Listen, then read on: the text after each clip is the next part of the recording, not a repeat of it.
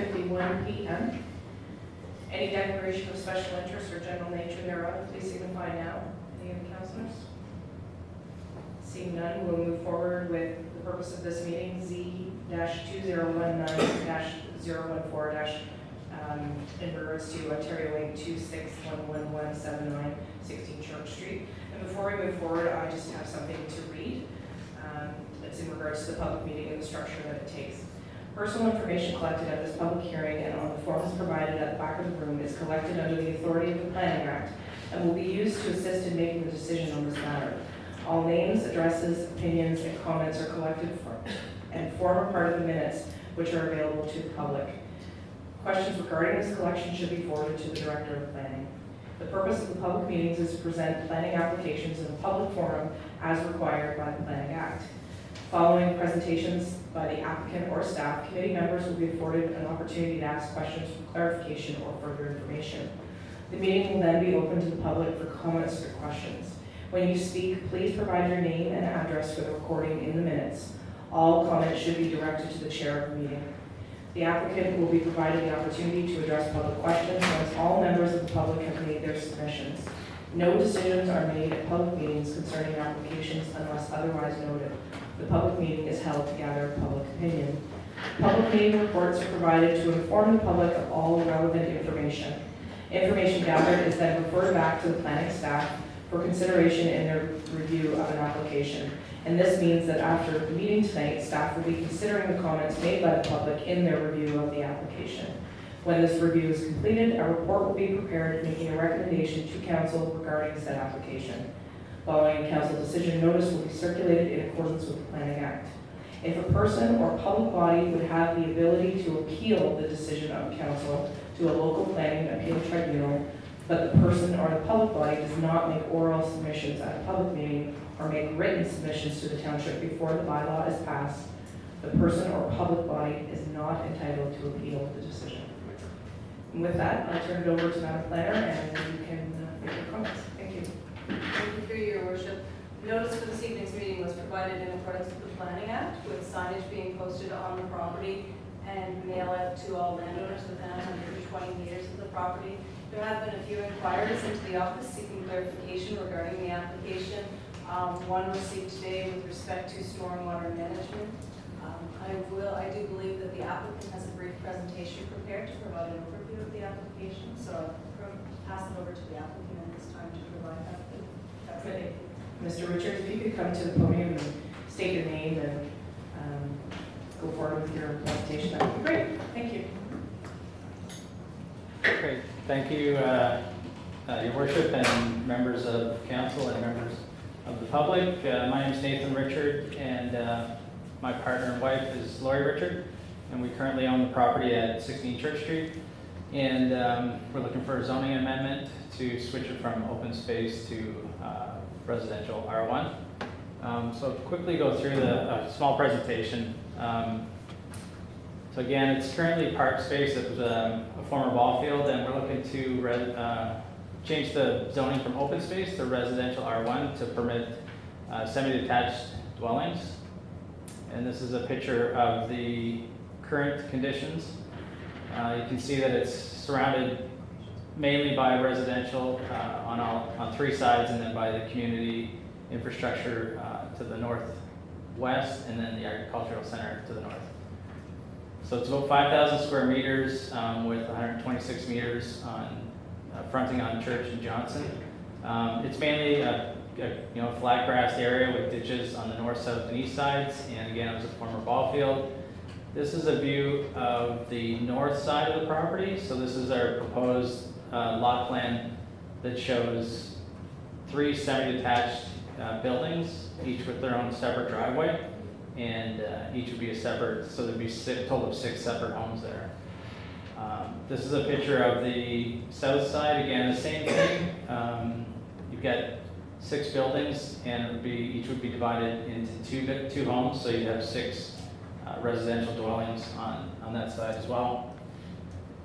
This is a picture of what we're kind of proposing as far as the residential style. It will be slab on grade, and it will be a bungalow in design with a garage and roughly 1,000 to 1,200 square feet each.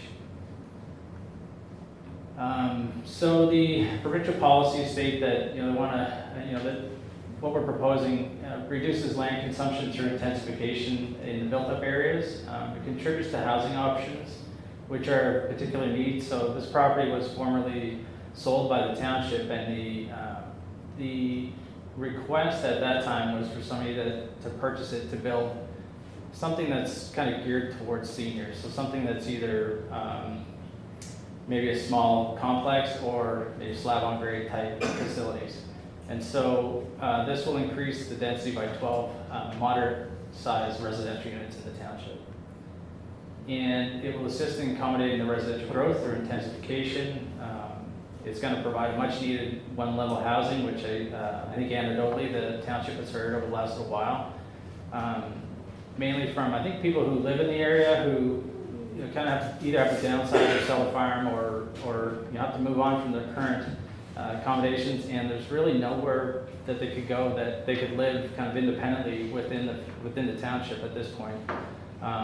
And it's going to give a better user base of local amenities as well. Every time that I've been at the property, cutting the grass or doing other things, the pickleball field's always full of people exercising, and typically the demographic is 50 and over. And then the township official plan policies, it's considered Lansdowne is a village, and it's the area that the township has designated as the growth in the township. So this is very appropriate for that. Again, it has sustainable development that have many features that kind of are age-friendly or family-friendly. So one of the features that we'll have is that each of the homes, if desired by the owner, will have we call it a zero entrance step-in. So if you're in a wheelchair or you have friends in wheelchairs, they can easily get into the homes, and they'll be fully accessible throughout. And then it also provides for improved affordability and accessibility options. So in summary, we really feel that it is a compatible form of infill development for that site, and particularly in the context of the neighborhood and the settlement area, it gives you another good mix of new residences that seem to be, I'm going to say, hard to come by, specifically in Lansdowne Central. And it's also going to assist what kind of the intent was. It's going to assist for people that want to stay in a community. It's going to give them another option for a place to stay and live in the community until they get to another point in their life where they maybe have to move on to another stage of housing. That's it. Thank you very much, Mr. Questions for the Madam Plan? Through your worship, if I could just add to that from a procedural perspective, what's in front of the council and public this evening is an application for zoning bylaw amendment to allow the use for 12 units. The property currently is 6 existing lots within the old village plan for Lansdowne. So there's an additional land division approval that will be required to lift part lot control to formally split each of the lots into 2, so that there will be a resulting 12 separately conveyable lots. As part of that, there will be detailed engineering design required that will address stormwater management, that will address the servicing for the properties. So there will be grading and servicing plans that would be required to address some of the comments that have been received around stormwater management and drainage. Thank you very much. Deputy Mayor? Thank you, through you, your worship, and that includes the south side of Johnson Street as well, because we've had an issue where I think most of us councillors visited the site to the south side of Johnson Street, which should drain to that property through a swale on the west side, which would end up down towards the water tower for drainage. So I want to make sure that that's definitely in that plan, because there's a big issue there. Through your worship, I can't speak specifically to the scope of the stormwater work.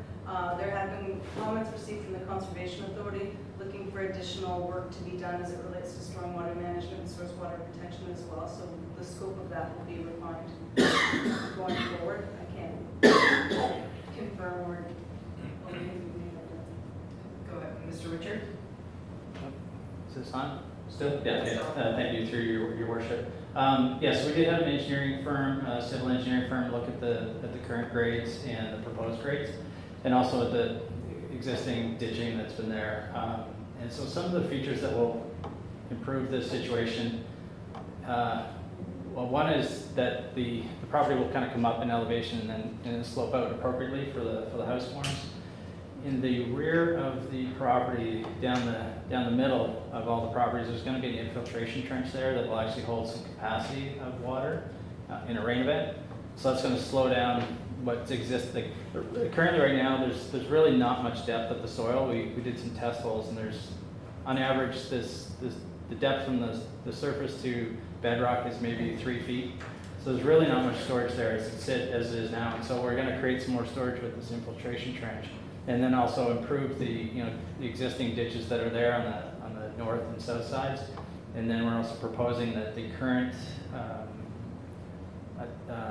culvert that goes across Johnson that this gentleman had mentioned that's creating problems, we're proposing to move it to the west, so it's more in line with the ditch. So this will create an improved culvert, probably a different size maybe, and then the one that's there now, it looks like it just hasn't really been maintained.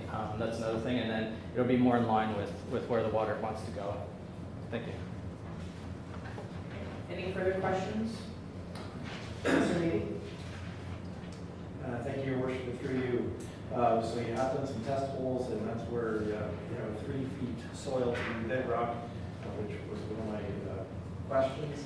The second was with the wastewater or the sump pump, but since there's no basements going in, will there be drainage in the footings though? Because on slab still has some footings that could be taken to the bedrock. And will you allow the water to leave the foundation of the building to your drainage area? Yeah, through your worship. Yeah, we would have a typical standard of sub drainage with the appropriate 3-inch or 4-inch drain tile, and then the rock on top and below it, so it drains appropriately.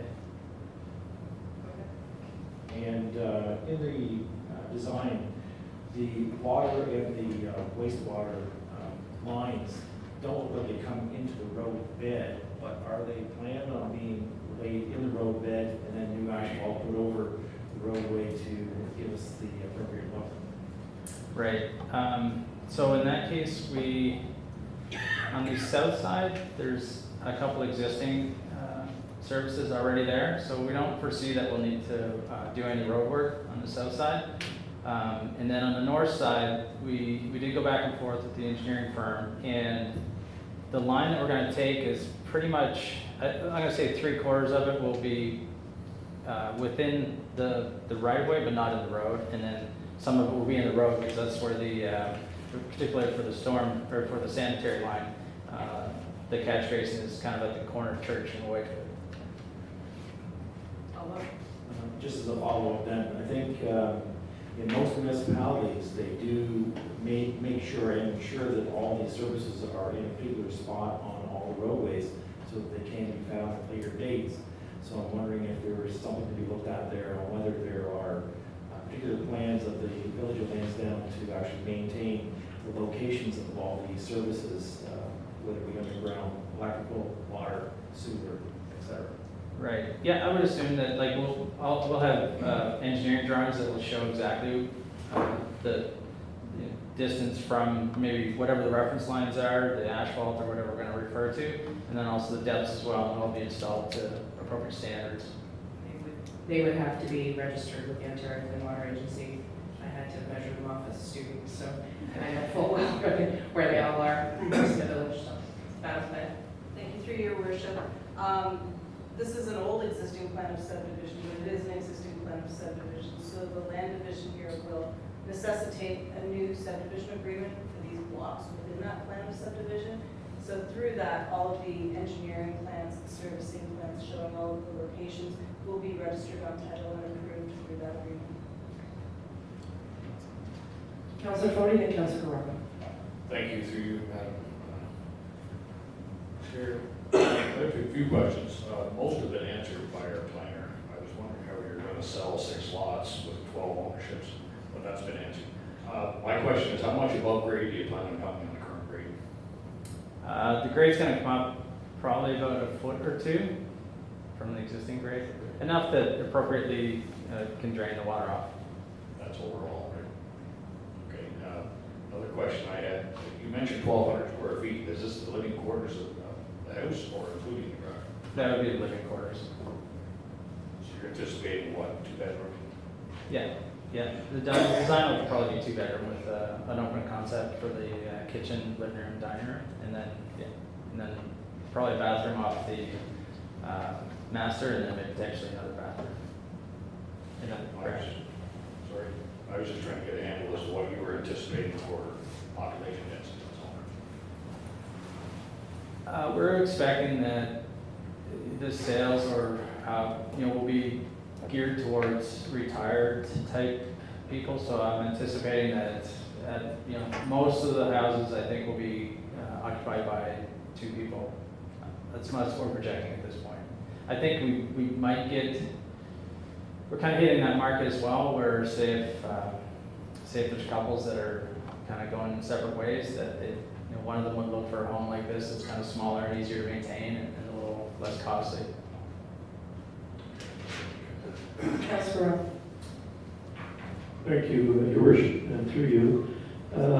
Mr. Richards, I was looking at you have this scheduled as a phase 1 and a phase 2, and I was curious, as you move forward, does it require that you have both phases done, or is it possible that you could do the easy phase there, to call it, for lack of a better word?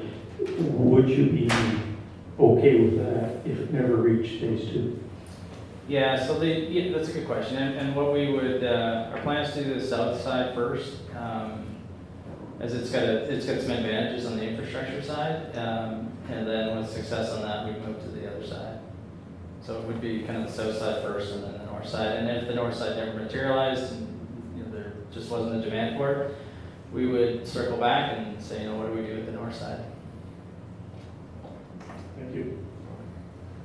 Any further questions for Mr. Richards from the council table? Any questions or concerns from the public? If you'd like to come forward and speak to that at the podium, we'll take any questions or concerns.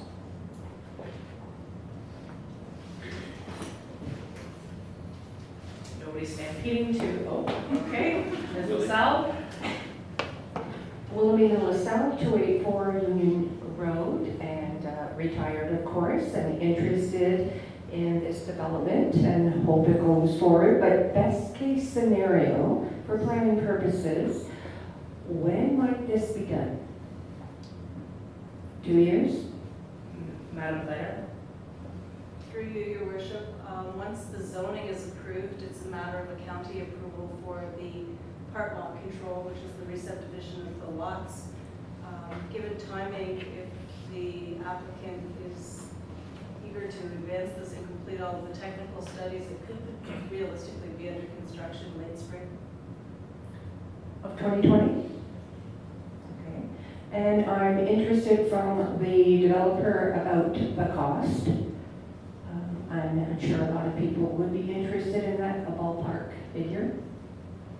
We'd have to ask Mr. Richards to come back to this podium, please. Thank you. Thank you. I was just going to say, knowing the demand for real estate right now, I'm sure that you could take pre-orders. Yeah.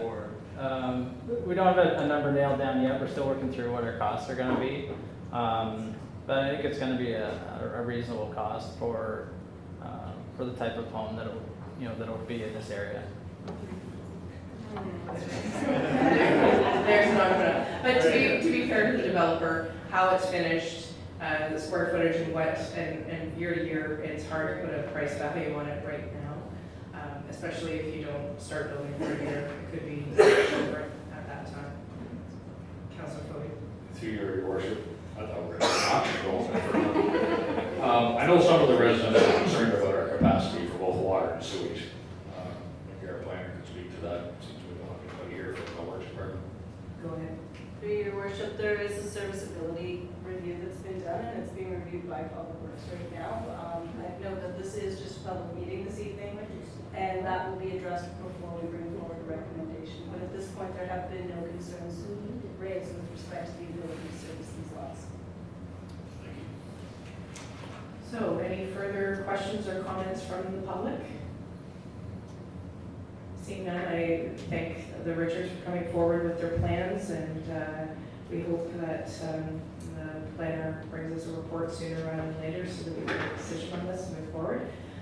Always looking forward to more people here in the village and in the township, and there's just not enough homes right now. The ones that are for sale are going very quickly, so something like this would, I'm sure, be snatched up very quickly. So seeing no further comments or questions, I will put a motion on the floor, moved by Councillor Mabey, seconded by Councillor Fody, that the public meeting is adjourned. All those in favor, please signify. All those opposed, carried. Thank you.